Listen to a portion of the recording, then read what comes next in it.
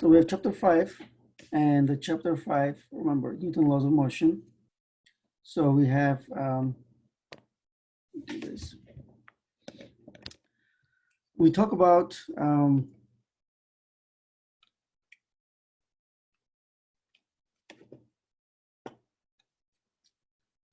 let's see here, force and mass, Newton's first law of motion, second law of motion, third law of motion. So we have 3 laws of motion that, Isaac Newton not necessarily came up with. They were already, most of those concepts were there, starting from Galileo's discoveries, but he put together all those concepts in a nice 3 laws, and we can use them to solve problems involving forces. Okay, so we're going to see that force is a vector. So since force is a vector, that means we should be able to, if there's additional forces, right, add forces together as vectors. That means all those rules that we talked about, adding vectors, subtracting vectors, and things like that, we can also apply here for this chapter. There are many different types of forces, and we're gonna identify some of them, like weight. Weight is nothing but the gravitational force on an object. And there's a normal force, for example, which is a force from a surface. Any type of surface, hard surface, exerts force, and that is known as a normal force. And there's also a frictional force, there's a tension force, there's a many different type of forces, spring force, right? We're gonna eventually learn most of those and be able to apply to problems. All right, so let's start with some definitions. Okay, so force is any type of push or pull. That means when you push or pull an object, you are basically exerting a force. Now, generally what we do here is we identify an object that is being pushed or pulled, and we always refer to that as an object. So object is what we basically going to be looking at. That means we want to know what is the state of motion of the object, or what is the change in motion of the object when a force acts on it, or multiple forces. Now, who exerts the force? The agent. So we usually say that every force has an agent. That means when somebody's pushing, we can call that an agent, or him or her or it, right? Could be, let's say in this first picture over here, the agent is the athlete, and then the object is the ball over here. And then here's another, right? So we have the object and then the agent. That means the agent exerts the force on the object. Same thing here, right? So you have the football player, the agent exerts force on a football, which is the object. And here's the last picture, right? So what we have here is there's a sled, and then the sled is the object, because we want to know what happens to the sled when someone basically pulling the sled by a rope. Okay, so then there's a force acting on the sled, and then the sled changes its motion because of that. All right, so there are a number of things we're going to see. Then it's relatively simple concept, but the problem solving can get a little more complicated if you have multiple forces acting on the object. More forces, different direction, more complicated the problem. Well, in any case, you're going to see that just like in previous chapters, the main important thing here is to organize your work. If you organize your work, it always will be simpler to solve the problem. That means identify the object, identify the agent, or agent 1, agent 2, agent 3, and then all the forces with directions and things like that. Have a coordinate system.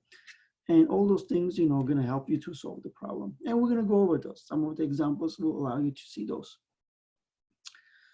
All right, so again, what is the force? As we said, push or pull, but also the force is a vector quantity. Meaning that force has a magnitude and direction, okay?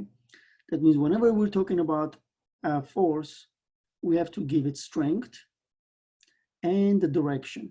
Now, general notation for the force is this capital F. And since it's a vector, we put an arrow on top, which means that quantity is a vector. Now, as always, it has a magnitude. And for example, when I write 10, that's the strength, and I have to include the unit, and the unit of force is Newton, after obviously Isaac Newton. We're going to see that in a minute, but here's, let me put it like that, Newton. And then, for example, and I need a direction. Is it horizontal? Is it vertical? Is it in a positive x direction? Is it in a negative x direction? So let's say if I put this x hat, now what I'm doing here, I'm saying that there's a force of 10 Newton acting on some kind of object, in a horizontal, positive horizontal direction. So everything that we talk about in terms of vectors, we have to apply it here: magnitude, direction. That's how we can add vectors. We can subtract and so on and so forth. So we can work with vector addition concept that we learned before. Generally, there are two types of forces we're going to be dealing with: a contact force and a long-range force. Now, contact force is whenever there is actual physical contact. We can see that. So let's say this is a contact force because the ball is the object, right? So the ball is the object. So let's say, and you hit it with, in a specific direction, and then you can see, right, there's a point of contact. Okay. So that's a physical contact, physical force, and the object then will have a force acting on it in this direction. And again, here's another contact force where the baseball, right, receives a force, but you can see that there is a point of contact, right? There is an actual physical contact between the bat and the ball, and the force will be, let's say, in this direction. Well, here's another example. Well, there's also a force acting on it.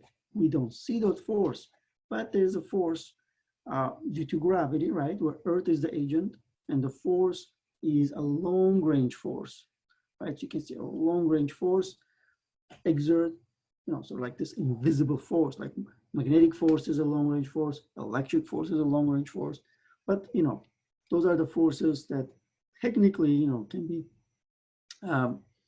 represented the same way as a contact force. So the long-range force, contact force for us technically doesn't matter. As long as, there's a force acting on it, object will have, change in motion, basically same way. Now,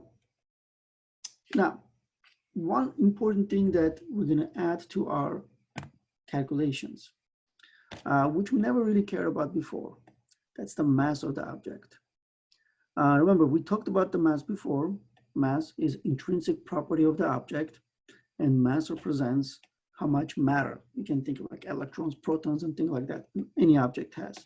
So for example, if you have a box that has a mass of 10 kilograms, so the mass of this object, so let's say, I'll put it like this, right? So let's say it's sitting on the surface. Again, let me do a better job. So let's say sitting on the surface. Now, if it is, sitting on the surface of Earth, its mass on Earth, well, it's 10 kilograms. What if it's sitting on, on the surface of the moon? Well, its mass, even if it's a moon, it's still 10 kilograms. And you can see so on and so forth. That means this is a universal quantity. It doesn't matter where you are, your mass is the same. Also, one of the things we're going to see is that mass, like over here, right, the first bullet point, mass is the measure of how hard it is to change an object velocity.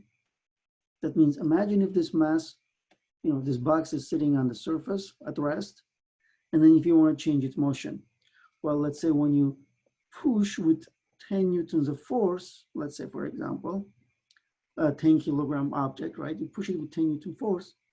Obviously, you're going to have a different effect if the mass of the object was, let's say, 100 kilogram, which is 10 times heavier. So imagine, right? You try to push a table and push a chair with about the same strength. You're going to see different effects. So that's one of the things we have. Now, this table gives you more or less some of the typical values for mass. And this is kind of for your information. That means whenever you are given a mass or whenever you need to calculate the mass, you want to see, does it make sense or not? Okay, so I understand that most of you don't really have a kind of like a visual understanding or conceptual understanding of the mass. We mostly talk about, weight in terms of like pounds and things like that. So, but still, sort of thing like this. So let's say here is adult human mass, which is roughly 70 kilograms.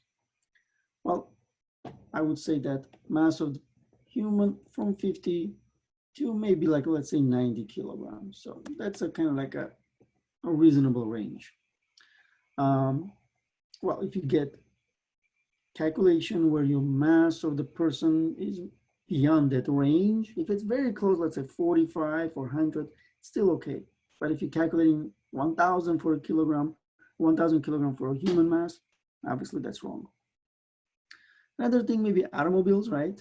But 1,000 kilograms roughly, that's a good, good thing also to know, because we will be using, let's say, sometimes the mass of the car, right, for different type of problems. So, but in any case, mass is one thing that we're going to be considering in this chapter and next few chapters from now on. Okay.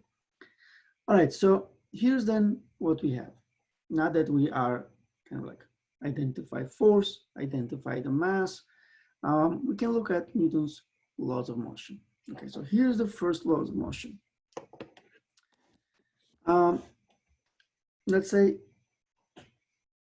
what happens when you pushing the object, or what happens when you pushing the object, basically as an agent, right, exert force, but there are other forces into play. That means there's not only one force, but let's say there are multiple forces and things like that. So what we have here is, this slide kind of talks about, what we call law of inertia. So it says, if you stop pushing an object, does it stop moving? Well, here's the thing. If you're pushing the object and you let go, the object should continue moving the same speed as it was before you let go. But obviously, one of the things we know is that if you push an object and let go, it's going to go eventually slow down and stop. All right, so what does it stop? Because there are other forces acting on it, and those other forces affect the motion of the object, okay? So that's why one of the things we have here is there's a surface force, which we call friction, usually what we call opposing, it's a restoring force or retarding force, right? So it always opposes the motion of the object, and it kind of always slows it down and stops. But if you have a surface that is completely smooth, that means there's absolutely no friction. So technically, if you push the object and let go, the object should never stop and will continue moving at the same speed as, when you let go. So now, in terms of then this Newton's first law, one thing we want to look at is what we call a condition of equilibrium, okay? So this equilibrium. Now, the equilibrium is a condition or a state of object motion. We already have looked at this before. If you remember, right, we have considered what we call uniform motion. Now, what is a uniform motion? If you remember, it's a motion where you're moving, let's say, at constant velocity. That means your velocity is constant. Another thing we remember from uniform motion is that, well, if there's a uniform motion and there's a constant velocity, that means there is no acceleration. Remember, that means there is no acceleration. Now, one of the things we definitely going to be using here is those two conditions, right? Uniform motion means velocity is constant, which means that there is no acceleration. Okay. Now, one thing we're going to be adding here is this. When you have a uniform motion, your velocity is constant, but it can also be zero, right? So let's say things like this. If object is at rest right now, t equals 0, then 1 second later, 2 seconds later, 3 seconds later, it's still at rest. That means you still have a constant velocity, right? It's constantly 0, which still means there is no acceleration. That means this is still a uniform motion. it's just not moving. It's zero uniform motion, you can think like that. So in any case, so that's still, you know, you can think of like uniform motion can be replaced with equilibrium, because equilibrium pretty much represents same condition. You are, you know, you have a constant velocity and no acceleration. But it goes a little bit further. It tells you this, okay? So for example, if you have an object of mass m, right, is initially at rest. Okay, so let's say its velocity is 0. Okay, that means this is now right now in what we call equilibrium. All right, so what is equilibrium again? Is not accelerating. So that's kind of like the key point. It's not accelerating. All right, so now velocity equals 0, and we're going to assume that its velocity continuously 0. But if you look at this object right now, the question is, are there any forces acting on this object? And the answer is, yes, there are forces acting on this object. And there are at least 2 forces acting on the object, because there are 2 agents right now. There's Earth and surface. There are two agents exert force, because you can see, right, Earth, you know, exert force toward the Earth, right? So toward the center of Earth. So let's call this right now f of g for now. We can call this f of g. And the surface exert force, which is in the opposite direction. And let's call this n, which is a normal force, because normal force is a perpendicular to the surface. You can see it perpendicular to the surface, you know, force from the surface. Now, there are 2 forces acting on it, which means those 2 forces cancel each other. Okay. Now, the idea here is this. Newton's first law gives you what happens when you have net force acting on the object equals to 0. That means all the forces acting on the object cancel each other. Now, we can always look at this as 2 dimensions, right? That means we want to look at in terms of all the horizontal forces cancel each other and all the vertical forces cancel each other. For example, right now on that box, there are 2 vertical forces and they cancel each other. Because when I'm looking at the vertical forces, I have 2 forces. Normal force, up, so it's positive. Gravitational force, down, so it's negative. So if I subtract them together, what I will get here is 0, because the box is just sitting there. It's not being pushed or pulled in any particular direction. But those forces still acting, but since the box is not moving at all, means those forces cancel each other. Now, you can think of an equilibrium pretty much explains this, you know, type of scenario. What happens when the forces cancel each other? Okay, when the forces cancel each other, you have equilibrium. Okay, but this is specific type of equilibrium. This is known as a static equilibrium. So, static equilibrium. Again, why is it static? Because when the forces acting on the object cancel each other, right? Well, you're not moving at all. That's why it's a static equilibrium. Because one of the things you can have here is this. You can have a box, same box. So you have normal force up, you have gravitational force down. That means those in vertical direction cancel each other. Well, maybe somebody's pushing the box in this direction. Let's call this F1. But then, you know, let's say the box is moving, right? But also there's another force. So let's say right now it is moving, for example, at 5 meters per second. So you have a force to the right and another force to the left, something like that. So that means it is moving when those forces all acting on the box, but they all cancel each other. That means you still have this condition satisfied. Horizontal forces cancel, vertical forces cancel. The only difference is that velocity is not 0, it's actually some kind of non-zero value. That means it is moving at constant velocity. So we call this dynamic equilibrium. Let's say dynamic equilibrium. That means you have 2 types of equilibrium condition. Static equilibrium, when object is not moving and all the forces cancel, and dynamic equilibrium where object is moving but all the forces cancel each other, so it's moving at constant velocity. Okay, now one thing we have is this. This sort of like, let's say, the condition, right? When these conditions are satisfied in certain what we call frame of reference, so let's say my room can be a frame of reference, and if I do an experiment like this, and the Newton's laws of motion, right? Let's say the first law of motion is satisfied. That means when I put the box and only gravity and normal force acting on it, and nobody's pushing or pulling, nobody's kicking, anything like that, and the object continues being in static equilibrium, then this is known as an inertial reference frame. That means inertial reference frame is a reference frame where Newton's laws of motion are obeyed. Okay. Generally, we always going to be considering, inertial reference frame, so we don't kind of have to worry about this. All right, so now let's look at in terms of second law of motion. Okay, for the second law of motion is this. What happens when the forces don't cancel each other? Okay, so what happens when the forces don't cancel each other?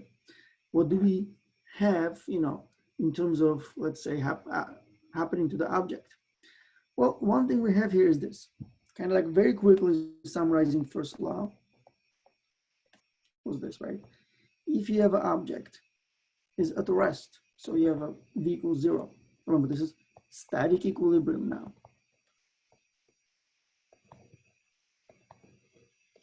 And put it like this, static equilibrium. So if object is at rest, means that no matter how many forces you have, right? So let's say they cancel each other. So you have this condition, net force in X direction is 0, net force in a Y direction is 0. So as long as the forces cancel each other, object is going to be at rest. Okay. Only, oops, I'm missing F over there. Only when there's some kind of force pushing the object where there's nothing to cancel this horizontal force, then your object will not be in equilibrium anymore. But as long as forces acting on the object cancel each other in X direction, cancel each other in a Y direction, you're in equilibrium. So if object is at rest, it's going to continue being at rest. If object is moving with constant velocity, it's going to continue moving constant velocity as long, again, those conditions are satisfied. So that's Newton's first law. The second law then talks about what happens when, for example, you have a box. So let's say there's a normal force, which is the surface force, and there's a gravitational force. Let's say that the box is sitting on the surface. They cancel each other, so for now it is at rest. But then somebody pushes in this direction, let's say in a horizontal direction. So let's say this is f of x, right? But there is nothing to cancel this force.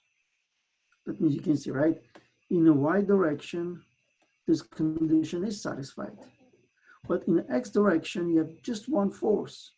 And then you cannot get 0, right? If you have just one force. If you have one force acting in the x direction, you cannot have that as 0. So what we get here is this. If you have forces in particular direction that end up giving you non-zero net force, then your system will change its motion. By change its motion, we mean it's going to slow down, it's going to speed up, it's going to change direction, basically one of those things. That means f of x is no longer 0, or you can say that forces in x direction no longer 0. And which means that net force itself is no longer 0, because in order for that to be true, that both directions have to be 0. But one of the dimensions have a non-zero net force, that means net force is non-zero. Okay. In that case, what we get is this. The effect that we get is the object start changing in motion. And what I mean by changing in motion here is, in this type of scenario, means it is accelerating, okay?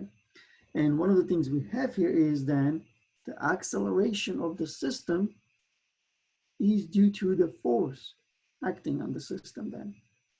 So if you remember in previous chapters, I talked about, or I mentioned that, we're considering how the object is moving, basically how it changes the position, speeding up, slowing down, and all those things. So we had this, changing velocity over time. We identified that to be acceleration. Okay, but, we never really said where that acceleration is coming from. Okay, why there's acceleration, why the object speeds up or slows down. Well, in this chapter, we're going to be able to answer that question. Why is the object speeding up or slowing down? Okay, and with that, we can see then this is basically considered, non-uniform motion, right? Because uniform motion is basically nothing but equilibrium. So non-uniform motion is when your object is speeding up or slowing down. That means there's acceleration. It's just what we're saying here is the acceleration in the system is due to a non-zero net force. That means when you have, for example, here's your object with some mass m, then it has a force acting, and that means somebody's pulling in this direction, right? You can see somebody's pulling in that direction. If there's a force acting on it and you can see nothing in the opposite direction to cancel it, then you get the acceleration. And one of the things we have here is acceleration in the system is always directly proportional to the net force. That's one very important experimental relationship we can see from here. That means if we're not changing the mass, here's a, you can see, you can like let's say case A, case B. In A, you are pulling the mass M with force F1. In part B, you could pull in the same mass with force 2F.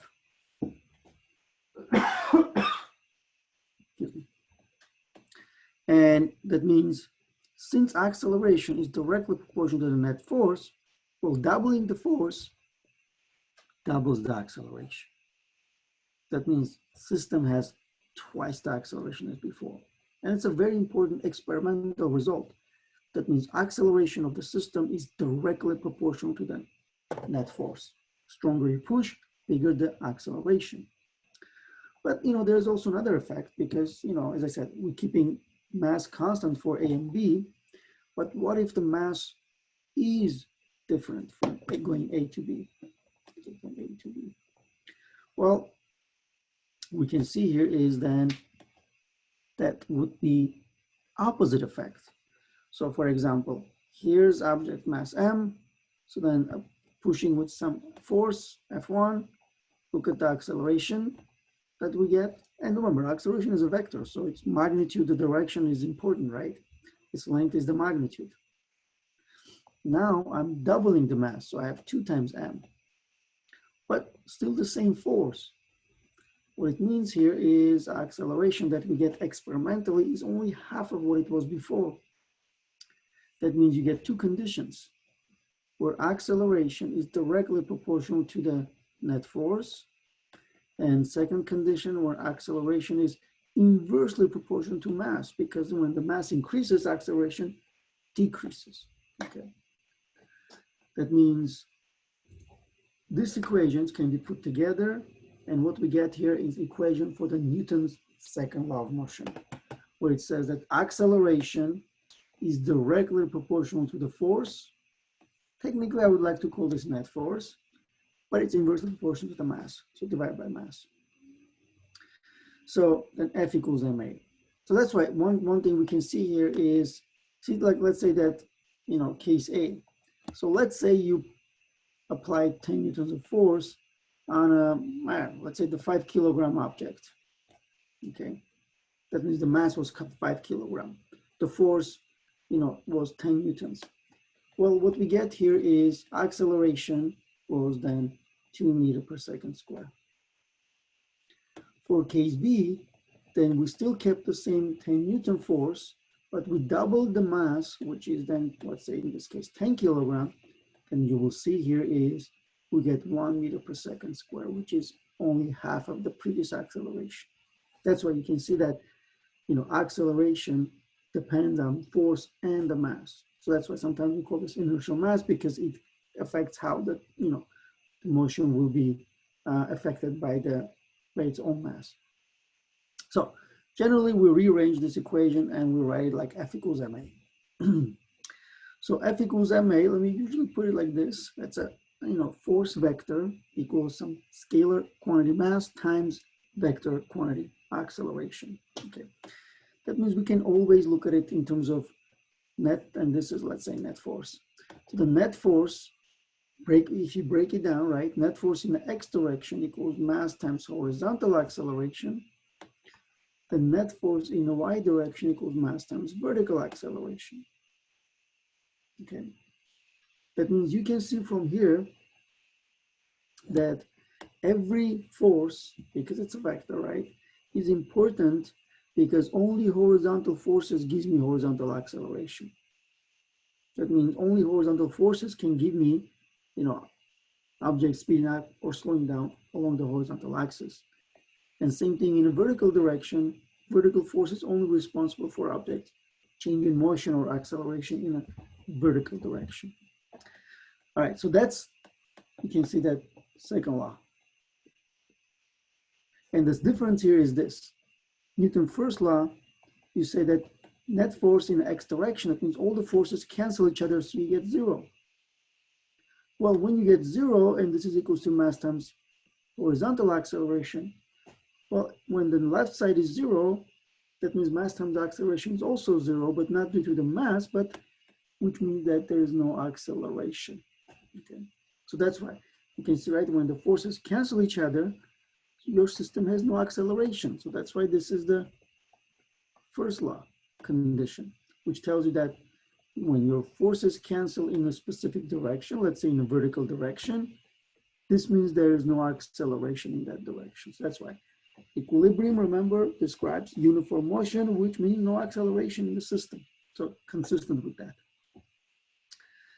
All right, so now that means what we have here is we have this general equation for the Newton second law, sorry. Net force equals mass times acceleration. Now this equation is only equation we're going to learn in this chapter. So technically even the next chapter. That means we have just one equation. And it's relatively simple, right? I mean, this is the second famous physics equation. Hopefully, you know, I think everybody knows that the first, you know, the most famous is E equals mc squared, right? Einstein equation.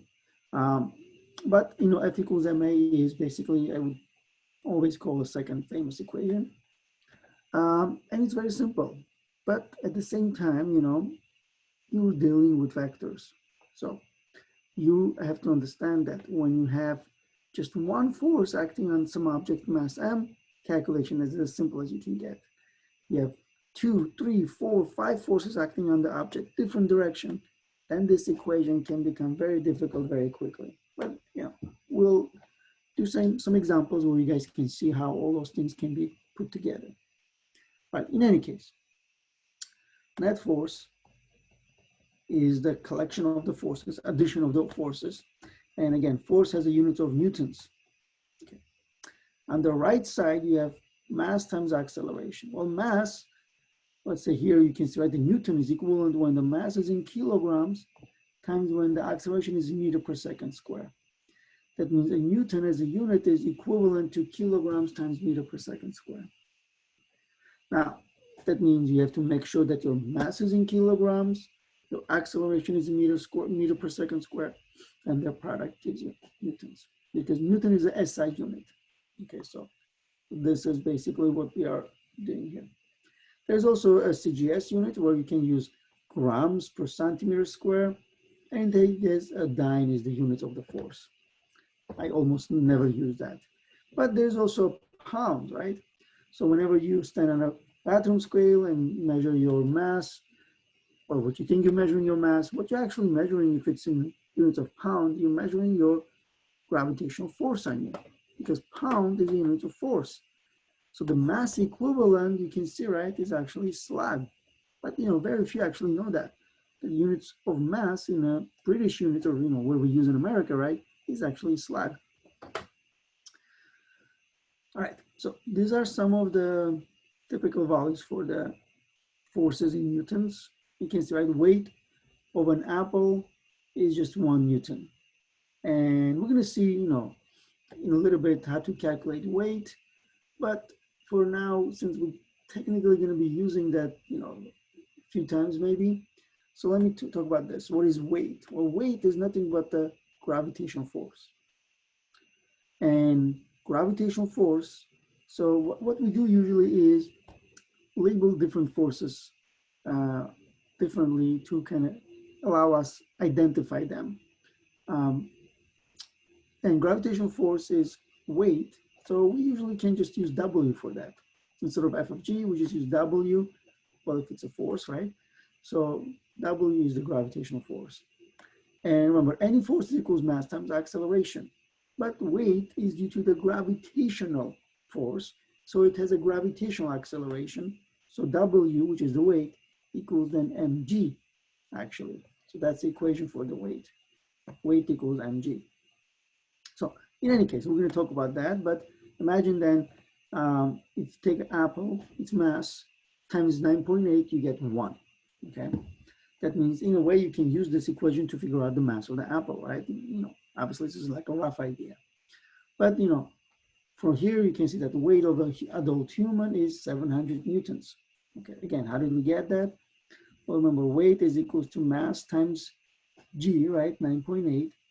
So technically, then what I'm saying here is, if the weight of an adult human is 700 newtons and it equals to mass times gravitational acceleration. So you can see, right? So technically, I can calculate the mass where I take the weight divided by 9.8 and find the mass. So let me do this calculation quickly on my calculator. So 700 divided by 9.8, I get 71 kilogram, which, remember, was typical for a adult human. So that's kind of like, maybe one thing, maybe a couple things, right? Weight of apple, weight of adult human. So those are some of the things you maybe try to just, remember. All right, so now this free body diagram. Let's talk about this free body diagram. This is one of the most important things you can have in solving, Newton's problems. Okay. Which means you are doing a similar diagrams as we did before, but this free body diagram allows you to identify the object. Okay, so you can see, right? So isolate the object of interest. Okay, so you have, let's say, here's a box. Let me give you maybe a picture. Here's a box, and there's someone pushing the box. All right, so he's pushing the box. Okay. All right, so you have a picture like that. You have a box sitting with mass m, and there is someone pushing. Okay, so the question is, which one is your object? Well, obviously the object is the box. Okay, so here's your object. Okay, and then the second question is then, what are the forces? What are the agents, right? What are the forces acting in which direction? So if you look at this picture that I have here, is your box sitting on the surface, and then there's some, someone pushing. Well, there's directly one force you can get from that pushing part, but obviously there are two other forces involved. There's, here's agent, put that one place. Here's Earth, right, as an agent. Here's a person, let's say, pushing, but there's also a surface. So those are the three agents acting on the box. That means there's Earth, there's a surface, there's a person, all exerting force on the box. Now, choose a convenient coordinate system. Okay. So what we do then is we choose a coordinate system. Let's say here's my coordinate system. This to the right as X, up as Y. And then I identify all the forces acting on the object. But one thing I do before that is I take the box and I represent that as a particle. And I can do that because we care about its mass, but we still don't care about its size. So I can still put that as a particle.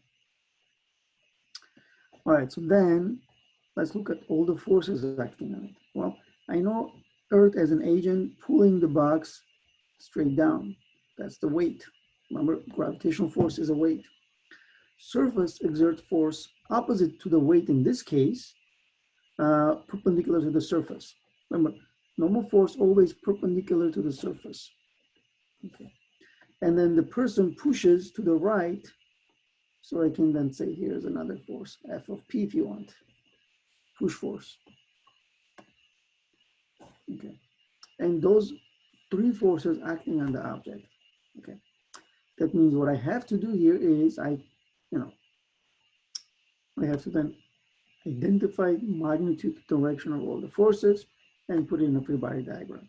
So this is basically isolate the object, have a coordinate system, and sketch the forces. Okay. Maybe there are other forces too, right? Maybe there's somebody, pulling in this direction, right? Or, some kind of applied force, something like that. Maybe there's something like that too, right? So some angle theta with respect to negative x and so on and so forth. But yeah, you might have something other forces. So resolve the forces into components. Now this is where the important thing comes in. Because one thing you want to do here is you want to identify and be able to understand that you're dealing with vectors, and vectors have components if they are two-dimensional. That means you have to kind of like put them into the x component, y component, break them into components, and then apply Newton's second law to each coordinate direction to calculate it. Okay, so let me kind of show you one example over here.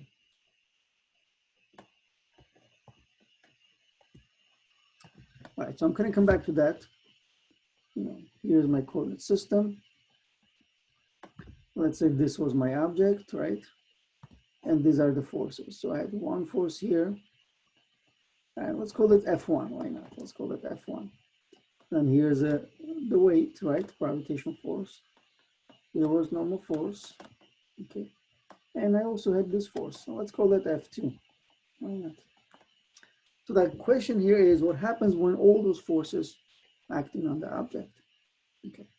Let's do this. So I'm going to put the object as a mass of 2 kilograms. I'm going to say that this F1 is 20 newtons. F2 here is 5 newtons. Now right now, those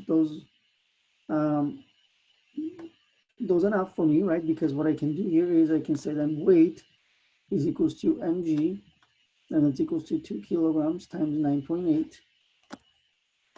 Remember, that means it's gravitational force, right?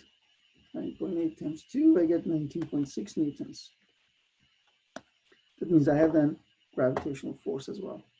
Now, what I have is though, this box will be only be moving along the horizontal axis. Okay, that means moving along the horizontal, surface. What it will translate to is that there is no acceleration in the y direction. But in any case, so let's say some 30 degrees above that. Let's also put that. What do we do with this? Well, we can identify there are 1, 2, 3, 4 forces. And technically then what we have is this net force acting on this object is the sum of the forces F1 plus normal force plus weight plus F2, and this is equals to mass times acceleration. This is my net force. Net force equals mass times acceleration. So this is applying Newton's, Newton's second law, or Newton's laws, right? So if all the forces cancel each other, the object is in equilibrium. If the forces in some direction don't cancel each other, then the object accelerates. And what is the acceleration? Well, we can get it from the net force. Okay. But obviously you can see, right, I cannot just add their magnitudes because these are the two-dimensional forces, different axes and things like that, right? So this guy here, see, this is x hat. So this one here is a y hat, this one, or negative y hat. This one is in a positive y hat, right? So this one even has a x hat and y hat. So this F2 is two-dimensional. So that means, you know, I cannot just simply add them together. That means what we'll do here is, let's say that this will be always your first step, which is to the free body diagram. Step 2 then will be then using this free body diagram to do a table. I'm going to call this a force table. So here's the table.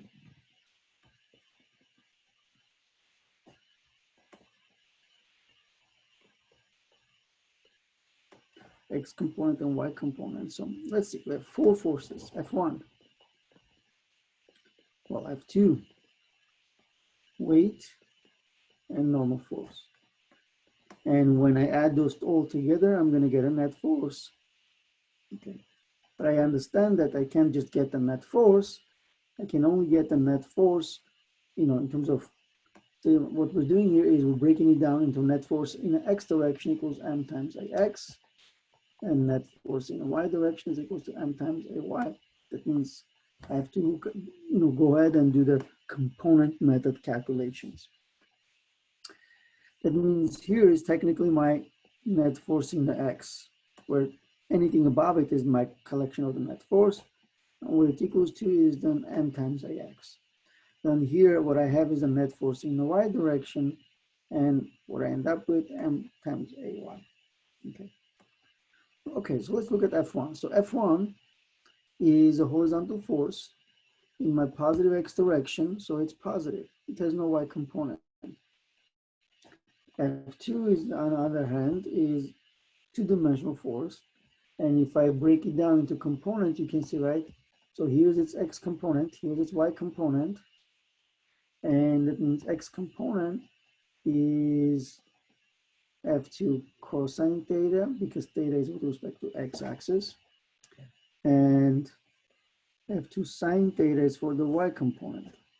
And if you remember, right, the F2 here is in the second quadrant. So X is negative, Y is positive.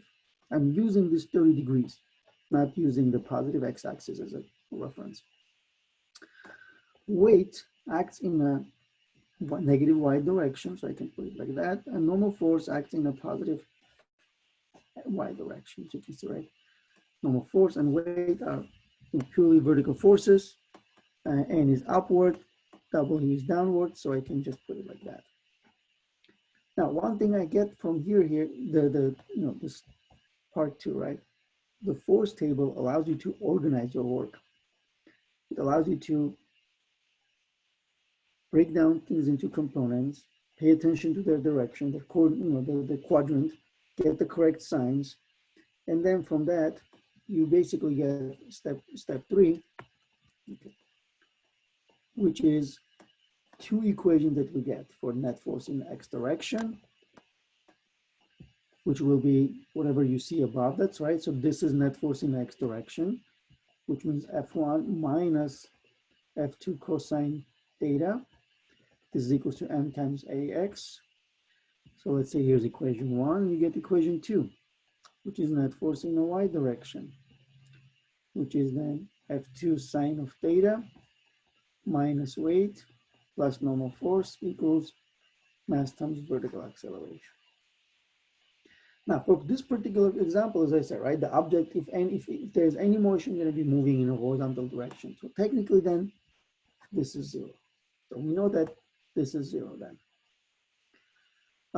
That means in a vertical direction, all the forces cancel each other. But let's see if this is also true for the horizontal direction. F1 was 20 newtons minus F2, which was 5 newtons in terms of its magnitude, then times cosine of 30 degrees. This is the component, right? And this is equals to then, well, let me first do this. Remember, this is my net force in X direction. Okay, let's see if the net force is 0. Well, if I do that, 20 minus 5 cosine 30, well, I get 16 newtons. Well, I get 15.7, but let's say round it to 16. That means this is my net force in X direction, and 16 newtons. Net force always equals to mass times acceleration. That means from here, then I can calculate my horizontal acceleration, which is net force, 16 newtons divided by the mass, and that was 2 kilograms. Then what we get here is 8 meters per second square acceleration. That means in my problem here, this object, the box, will be accelerating horizontally with 8 meters per second square acceleration. All right, so let's go back to the free body diagram. Okay, so that's kind of what I mean by this free body diagram. Basically gives you a way of organizing your work, right? And then allowing you to calculate things. Yes, a very simple example of a free body diagram. You're holding a book. Well, that's a physical picture. And obviously what we have here, you have a hand, you have a book. Which one is your object? Which one is your agent? Well, the object is the book. The agent, you know, may not be as obvious, but there are two agents, right? There's here's Earth, and it's always pulling down, right? And the hand, there's a surface, right? Exerts force. That's why the book is not falling down. It is balanced by the force from the hand. So let's say here's the force, here's the weight, right? And they cancel each other. Okay, that's right. Free body diagram allows you to represent book as a particle and allows you to do the forces acting on it. Right. Here's then a couple of examples. So we're gonna go ahead and solve a couple of examples and see how then we can apply this. One thing I should mention is this. So remember, in terms of then what we have is this. Newton's laws of motion gives you a way of calculating or relating force, mass, and acceleration. So let's say, right? So here's net force equals mass times acceleration. Okay. So you almost never use this general version, right? General, equation. We always break it down into component format. Net force in X equals mass times horizontal acceleration. Net force in Y, mass times vertical acceleration. But this is what we call dynamics. Not the dynamic equilibrium, but dynamics, which means that why the object is moving. And what we get from here is kind of like a relationship of three variables: force, or the net force, right? Mass, and acceleration. Those are variables in the dynamics. You want to know how much force is acting on it, what is the mass, what is the acceleration, you can get from here. But then other things that, okay, so how fast it's moving at some later time, what is the displacement, and things like that. Dynamics doesn't give you the answer for that.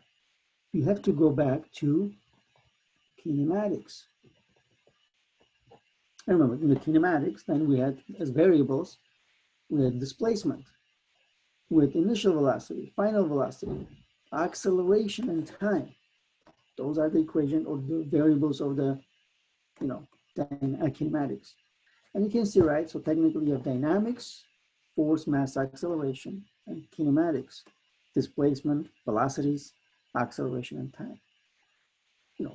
There is one thing that links them, right, that connects them. You can see, right, same acceleration is present for both systems. That means you can always go back and forth between kinematics and dynamics. You can use kinematic equation. Remember those three equations: V final equals V initial plus acceleration times time. Or equation 2, delta x equals V initial times time plus 1/2 AT squared. Equation 3, V final square equals V initial square plus 2 times acceleration times delta x. Equation 4, delta x equals V initial plus V final, quantity divided by 2 times time. Remember that requirement was constant acceleration, but we're mostly going to be working with constant acceleration. So if you have constant acceleration, you can use any of those equations in kinematics. You find acceleration, so you can then move the acceleration from kinematics to dynamics. Or if you have the forces and mass, you can use the forces and mass to find acceleration and move it into the kinematics and so for the other things. That means you can always go back and forth. You can combine the systems, kinematics and dynamics, to figure out, all of those variables. And now that means you have not only those kinematic variables you can solve for, but you also have the dynamic variables you can solve for. And you can then get the help of kinematic equations to do that. And that's kind of what this next few examples basically demonstrate. All right, so let's look at this example. In a grocery store, you push a 15.4 kilogram shopping cart with a force of 13.4 newtons. If the cart starts from rest, how far does it move in 2.5 seconds? All right, so you can see, right, you're given an object, a shopping cart, you're given its mass, 15.4 kilogram. That means we can write down sort of like what's given to us. So mass, 15.4 kilograms. The force, 13.4 newtons. Assuming that this is like a horizontal, when you push, right, horizontal force.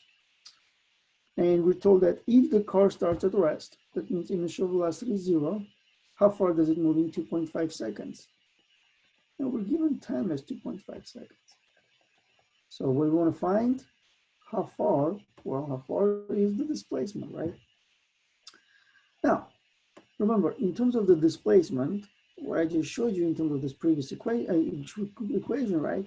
Almost all of those equations, require acceleration. Or, way of finding, equation 4 could give you displacement, but you also need to know final, velocity. But the idea here is this. So you have two parts to this problem. First, part 1, solve for acceleration. And then part 2, use that. And how do you solve that? Using dynamics. And then go and solve for displacement. How we do that? Kinematics. Okay. So, and how do we connect that? Well, acceleration can be used in kinematic equations. So that's how we do that. All right. So that's, going to be our approach. Well, in terms of this, then one of the things we can see here is it's only going to be moving in horizontal direction. So you have the step 1, which is free body diagram, remember. Free body diagram, let me do it right here so we have more room. All right, so step 1.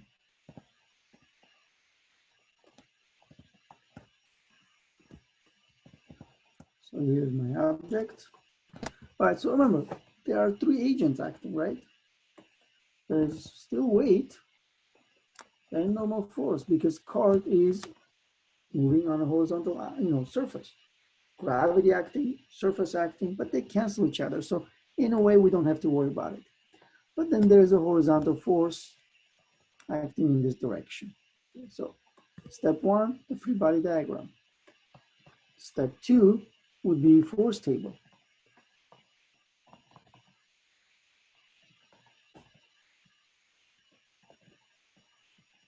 So, all right, so our forces, the applied force, normal force, and weight.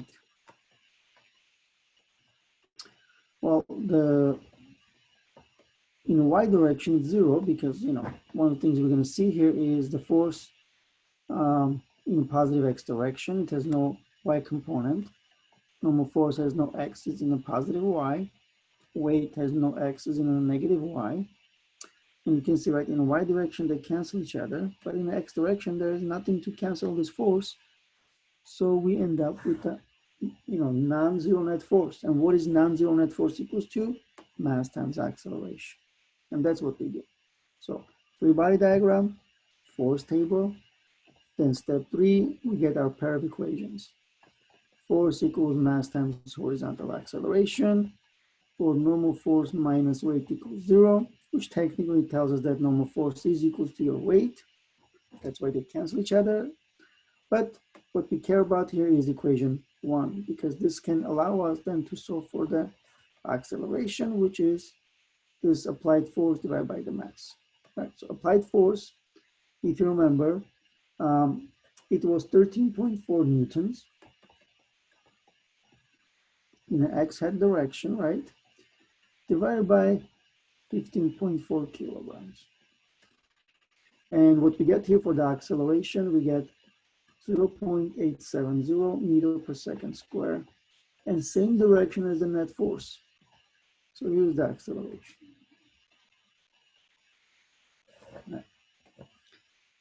So what do we do with this acceleration? Well, we use it to find displacement.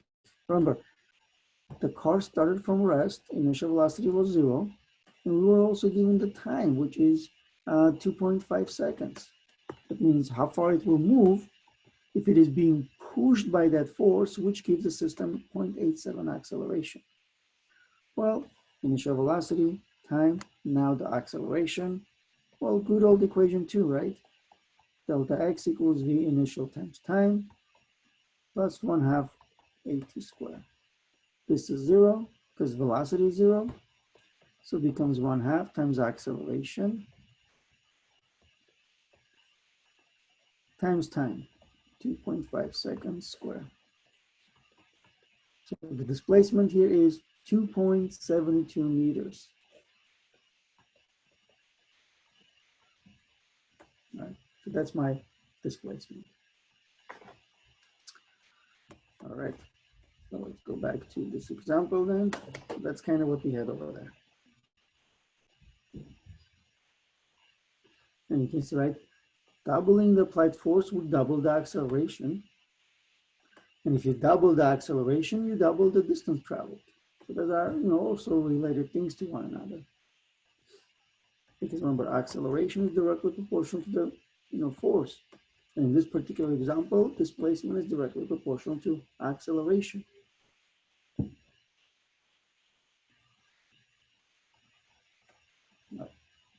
Here's one more example. Again, very similar one. You have 747 jetliner lands and begins to slow to a stop as it moves along the runway. If its mass is 3.5 times 10 to the 5 kilogram, its speed is 75 meters per second when it lands, right? And the net braking force is 7.25 times 10 to the 7.25 times 10 to the 5 Newton. What is its speed 1 second later? And how far has it traveled in this time? Right, so what we have here is this, right? So basically jetliner, lands. That means the moment that hits the ground, it is moving at 75 meters per second. So kind of like, okay, so here's, the airplane, thing like this. So airplane here still in air, right? But then at this instant, it hits the ground. Okay. So when it hits the ground, right, it is moving with the initial velocity of 75 meters per second. Let's call this then x initial equals 0. Then what we want to know here is, as soon as it hits the ground, then there's a braking force. And braking force, you can do like, it's basically going to be slowing it down. When it's going to slow down, we want to know, okay, so as it travels 10 seconds, it's going to, reach some position x final. So how fast will it be moving at that instant? So when the airplane is here, right, how far it's moving, how fast it's moving, how fast it's moving, and also how far it has traveled. So what is that? Let's say distance. Okay. So let's solve for that in terms of, you can see again, this is, dynamics, kinematics combined, right? So because we are given the mass, which is 3.5 times 10 to the 5 kilograms, we're given the initial velocity, 75 meters per second.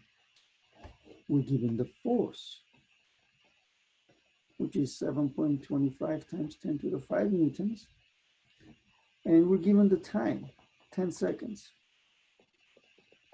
We want to find the final and delta x, a couple things.